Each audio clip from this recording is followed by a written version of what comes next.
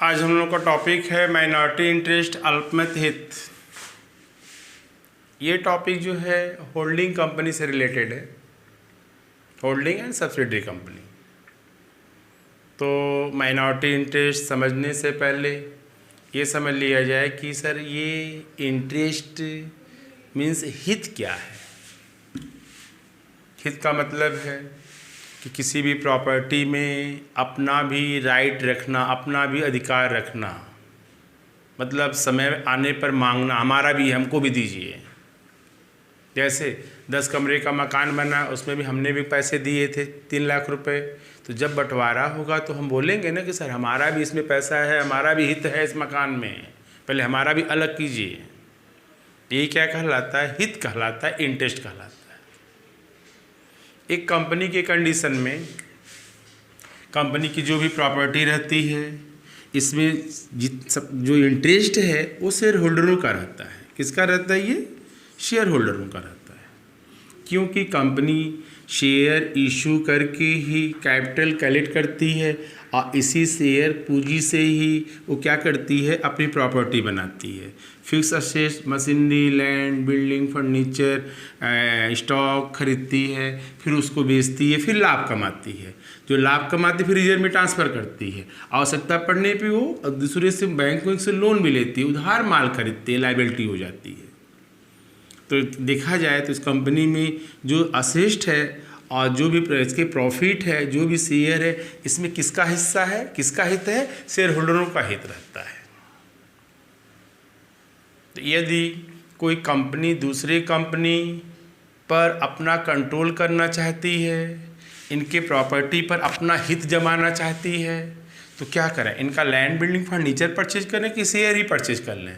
क्यों अभी बताया हमने कि इसको कंट्रोल करने के लिए, इसको टेक ओवर करने के लिए आप शेयर ही परचेज कर लीजिए, सर ऑटोमेटिक परचेज हो जाएगा ये।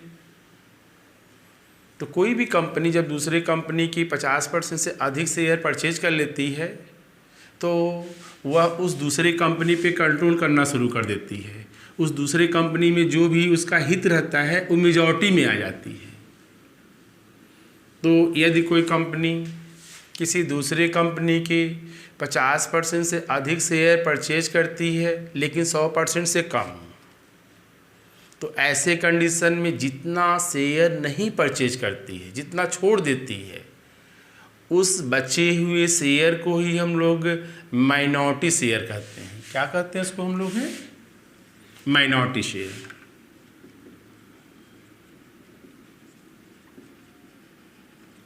और जो शेयर वो परचेज कर लेती है उसको हम लोग क्या बोलते हैं? Majority share. तो माइनॉरिटी शेयर जिन होल्डरों के पास होती है, जिन मेंबरों के पास रहती है, उनका नाम हम लोग क्या बोलते हैं? Minority share holder. और जो होल्डिंग कंपनी होती है, जो शेयर उनके पास मेजॉरिटी के रूप में होती है, उनको क्या बोलते हैं हम लोग? हैं मेजॉरिटी शेयर होल्डर। इस तरह अब इस शेयर में 2 पार्ट हो गए, एक हो गया माइनॉरिटी, एक हो गया मेजॉरिटी। मतलब यदि 60% शेयर परचेज किया है तो कितना शेयर हो जाएगा? 6000। ये 10,000 शेयर है और इधर कितना हो जाएगा हम लोगों का? 4000, 40%। तो 4000 क्या हम लोग 4000 हम लोग का क्या है? Minority share. इसको होल्ड करने वाले शेयर होल्डरों को माइनॉरिटी शेयर होल्डर, और 6000 शेयर को माइनॉरिटी शेयर। इसको होल्ड करने वाले पर्सन को होल्डर क्या बोलेंगे हम लोग? Majority share holder. तो यहाँ पे अब तो जो प्रॉपर्टी है, जो इसका स्टेटमेंट ऑफ पीएल और रिजर्व है, इस पे अब 2 लोगों का हित है।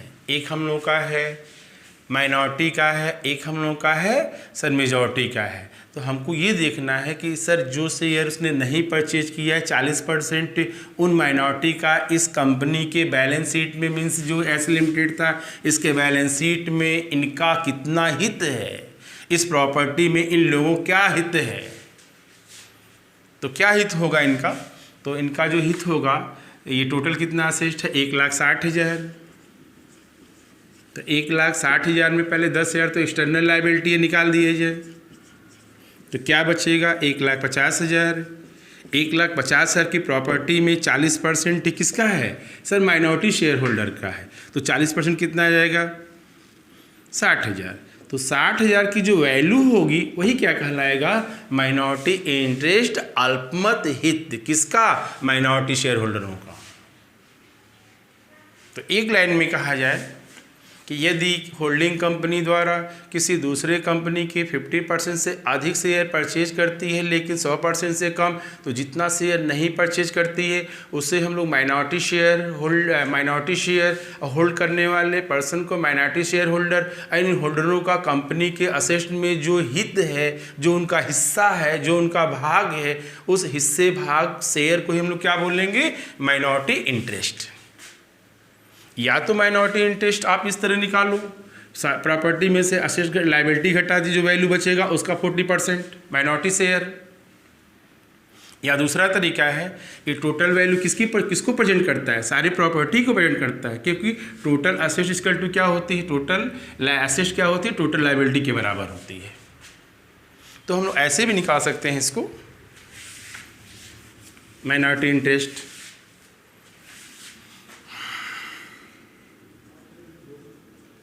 शेयर कैपिटल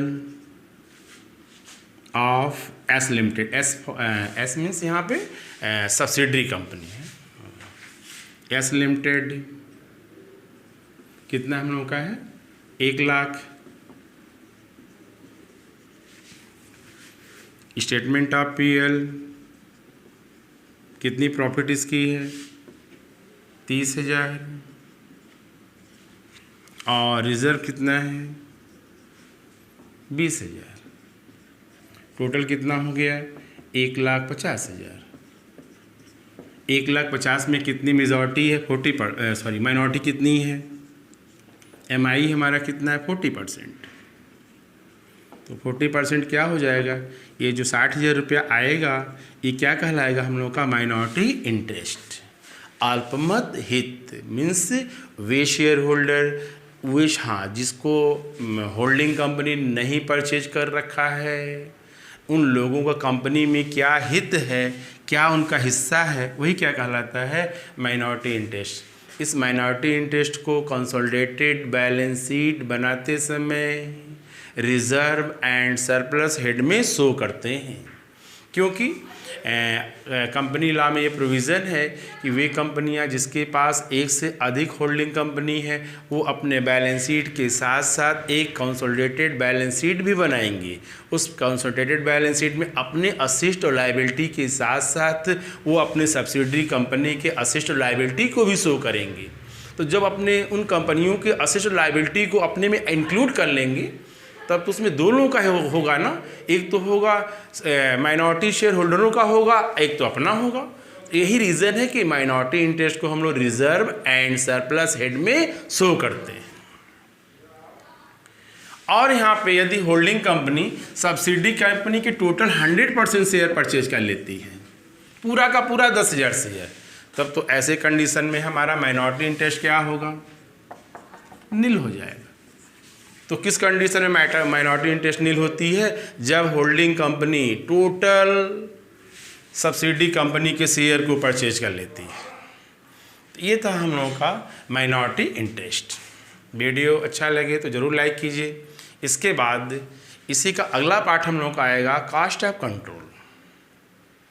तो कॉस्ट ऑफ कंट्रोल के लिए हम लोग अगला वीडियो देखते हैं। Thank you.